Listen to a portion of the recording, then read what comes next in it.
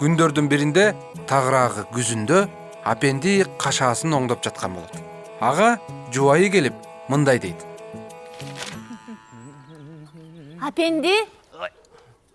Ой, апенди. Эми эмне кылабыз?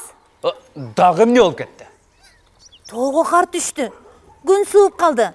Кыштын камын көрөлү, азык камдашыбыз керек. Un да жок калды. Калган ундун жартысына борсок жазадым. Эртең беркинден нан жасасак болду. Бардыгы түгөнөт. Ой, акча жокто сен дагы. Үшүк жүрүп, үшүмдүүлүктүн жоктугу. Анан аларга кошулташыл болуп, вазирлердин салыгы дагы кычады. Мындан аркысын кантебиз эми? Бүдөмүк. Эмне кыл дейсиң, Акылай. Арга барбы? Анда бул карыган эчкини саталы. Ой, акчасына өйдө жылуулап, отун суу камдайлы. Азыктан un, картошка алалы. Эм бул байкуш 10 алтынга бааланабы? Сен 20 сура. Эгер ала турган болсо, 10го бересиң да. Эгер 10го өтсө, биз үчүн утуш болот. Анда мен жөнөйүн. Балким жетишип калармын. Жөнө, жол узак, кайра кайтышың дагы керек. Аргасы жок апенди келинчегинин айтканына көнүп, эчкини жетелеп базарга жөнөйт.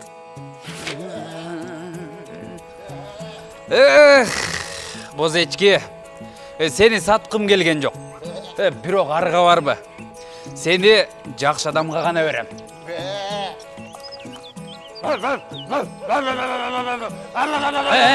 Чып.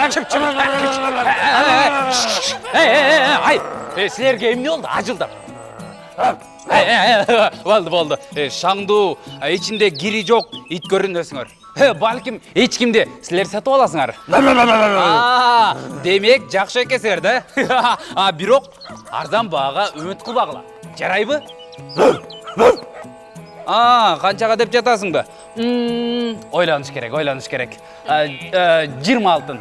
Жок. 10 алтынга сатам. Бул өз баасы. Макул, жарайт. Акчасын качан бересиңер? Эртеңби? Макул, жарайт. Эртең десеңер эртең. Бирок сөзсүз түрдө антпесе Акылай капа болуп калат. Мен сенден талап кылам. Башкалардан эмес, өзүңдөн. Андыктан акчаңды дайында. Макулбу? Ал эчкиңди.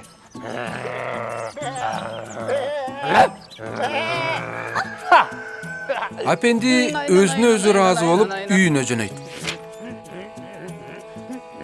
Эмне эрте келдиң? Бир нерсе унутуп калыптырсыңбы?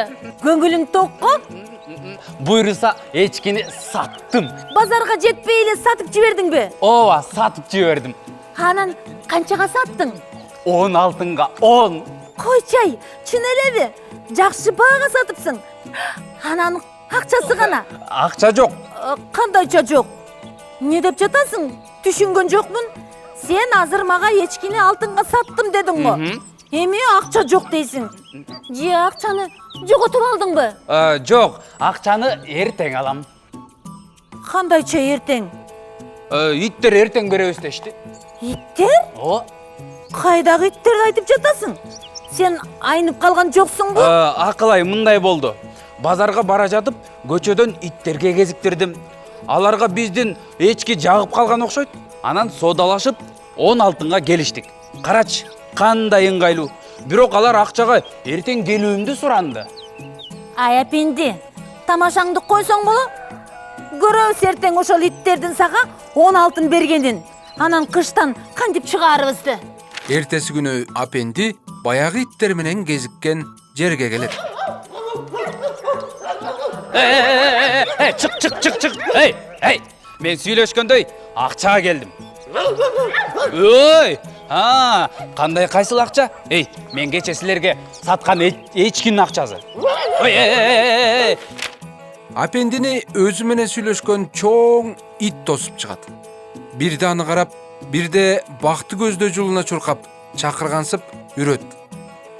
Түшүндүм. Акчаны алып келе албагандыктан мени акча сакталган жерге ээрчитип жатасыңарбы? Макул. Жүргүлө. Акчаңар ушул жердеби? Азыр. Апенди баягы жерде касып баштайт. Бир маалда ичи алтынга толгон кумганды көрүп таң калат. Ой, Кудая тоо. Ой, бул жерде канча алтын бар? Мага жок, бул көптү кылат. Кой, көп. Мына карап тур. Азыр мага керектүү гана алтынды алам. 10 эле алтынды алам азыр. Мына, азыр бул жерден ана 1, 2, 3, оба. 10. Ансыз деле мен жакшы баага саттым. Өз акысын алган соң апенди баягы кумганды кайра ордуна көмүп, аялына мактанууга үйүнө шашат. Келсе аялы боорсок бышырайын деп отун суусун камдап камырды ийлеп жаткан экен. Иттериңди таптыңбы? Бериштиби акчаңды? Аклай, ишенесиңби? Беришти. Мына. Чын эле акча го? Ооба. Көрдүңбү? 1, 2, 3. Жакшылап сана, жаңылып калба. Бул жерде 10 алтын экен. Мен сага эмне дедим эле? Кантип, каяктан? Апенди баягы тамашаңды кайрадан баштадың го, Ачыгын айтчы. Балким болгон байга сатып ана мени тамашалап жатасың? Жок. Көрсө тигил иттердин бир бактын түбүндө көмүлгөн алтындары бар экен. Койчу айт тамашаңды. Ойга алып айтып эмне кылам? Эгерде чын болсо, ошол бакты анан ошол алтынга атылган идишти мага көрсөтчү. Жок, көрсөтпөйм. Бирок ит деген мага ошонун баарын ал деген. Бирок мен мага бирөөнүн акчасын кереги жок деп 10 гана алтын алдым. Ал деген сени ыраазы кылайын деди да. Ойлонсоң, иттер менен ким сүйлөшүп, ким соодалашат. Анан ал ит сенин жакшы адам экениңди түшүнүп, акчаны сен бир гана өзүңө коротооруңду түшүнүп берди да.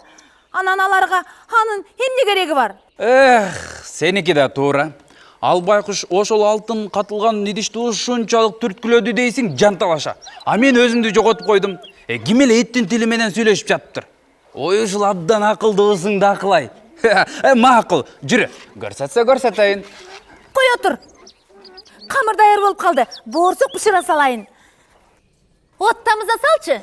Макул, мен отун алып келе калайын. Эм апенди, бул жөнүндө жубура журтка жар салып жибербеш үчүн эмне кылсам экен? Муну ажоонун вазирлери билбесин. Билсе бизге эч нерсе калбайт. Тартып алып, рахмат да кайтышпайт. Эмне кылсам экен? Менде бир ой бар. Апенди көрөк алгыча Акылай баштыгына жаңы бышкан боорсокторду байкатпай салып алат. Ошентип экөө табылганы көздөй жөнөшөт. Апенди жол баштап алды да. Акылай болсо артында байкатпай акырын боорсокторду көккө ыргытып келе жатышат. Ой, апей, боорсок көктөн түшүп жатабы? Сен алаксыбай, бакты көздөй бас. Боорсок көктөн түшүп атабы деп кой. Жетип калдык буюрса. Бул боорсоктор кантип көктөн түшүп жатат? Бул эмне боорсок, жанбы? Мына дагы бирин кармадым. Көзүңдү ачып жолду карасаң, азыр күрөктү түшүрүп саласың. Камсанама, мына келип да калдык. Бул бак болчу. Ой. Кой. Абдан акылдуу, жакшы ит экен. Балким багып алабыз, коро жайыбызды кайтарганга. Чын эле карышкырлардан дагы кайтарат. Анакей. Мына бул жака. Бул жерге айттым беле мен сага чын деп. Эчкинин кунун берген. Ушул. О Кудай, чын экен го. Кой, балды. Опа.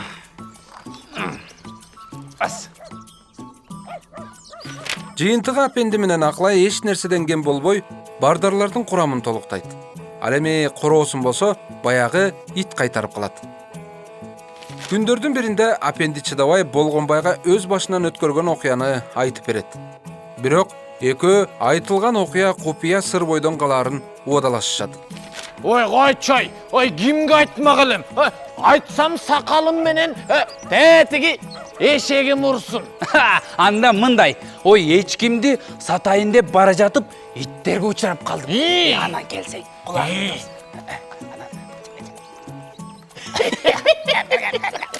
Болгонбай сөзүнө турбай ханды таң калтырайын деп апендинин окуясын ага айтып берет. Ал иттер ага идиштеги алтын менен төлөп бериптир. Анан аял экөө ал алтындарды алып жакшы жашап калышкан экен. Түнөлөбү?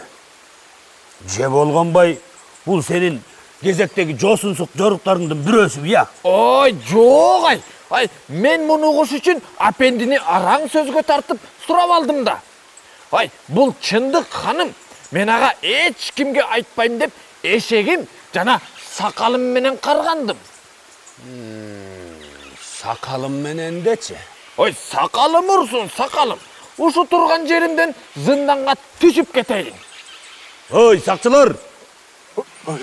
Лаппай. Апендини жубайы Акылай менен тез ап келгиле.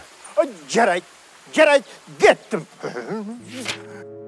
Кароол апенди менен Акылайды ханга алып келет. Апенди, сен алтын таап алдың, бия. Чындыкты айт. Болбосо шапалак менен сабап, зынданга салам. Анан ал алтындар кайда, я? Эмнеге мени менен бөлүшкөн жоксуң, я? Кандайча? Сиздин вазирлериңиз келген. Келинчегим экөөбүз тиешелүү салыгын төлөп бергенбиз. Алтындар кайда деп жатам. Кандайча кайда? Жубайымда. Чарбаны алгармайт да. Акылай, алтындар кайда, я? Ханым, кайдагы алтынды кеп кылып жатасыз? Сизге төлөш үчүн бизди багып жаткан жалгыз эчкибизди саттык. Урматтуу ханым, апендини билесиңер го, туруп эле бир нерсени ойлоп чыгара берет. Тамаша мунун баары. Ой, кайдагы тамаша? Мен бул чындык деп хандын алдында сакалым менен, эшегим менен каргандым. Эгерде ошол чын болсо, сурасаңыз, кайсыл күнү болгонун, аба ырайы кандай эле деп сурасаңыз? Апенди, эсимде жок десең, таарынбагын айтып коеюн. Ал күн эстен кеткис күн. Ал күндө асмандан ыp-ысык болгон борсоктор жааган болчу. Абдан даамдуу, жөп-жумшак. Элестетсеңиз, Эмне деп эле жатасың, я? Кайдагы асмандан түшкөн борсок, я? Урматтуу ханым, ишендиңизби? Асмандан борсок жаамак беле. Болгонбай, сен эмне мени шылдың кылайын дедиң, я? Апенди менен сүйлөшүп алгансың го, я? Жок, ол урматтуу ханым. Ал өзү мага жашыруун деп айткан. Сакчылар! Болгонбай, сенин тилегиң орундалды. Бул шумпайды терең оргосалардын алдында сакалын алып салгыла. Жарайт. Кандайча ханым? Өзүңдүн карганганың боюнча жооп беришиң керек. Акылай, мени кечиргиле. Урматтуу ханым, анчалык деле катуу жазалабай эле койсоңуз. Экөөңөрдүн урматыңарга аны сынданга салбай, сакалын гана алдырып коем. Рахмат, ханым, рахмат. Көп жашаңыз. Анда биз кетели. Коронун алдында эшек турат. Акылай, силерге бердим ошону. Рахмат. Бар болуңуз. Рахмат. Көп жашаңыз. Рахмат. Болгонбай. Ошону кармаксың. Ошентип амалдуу Акылай абышкасы апендини сактап калат. Ал эми Болгонбай болсо баягы эле тилинин айынан айыпка жыгылат. Жаман менен жолдош болсоң кесири жугат, жакшы менен жолдош болсоң насиби жугат деп эл арасында айтылат. Сиздер эмне деп ойлойсуздар?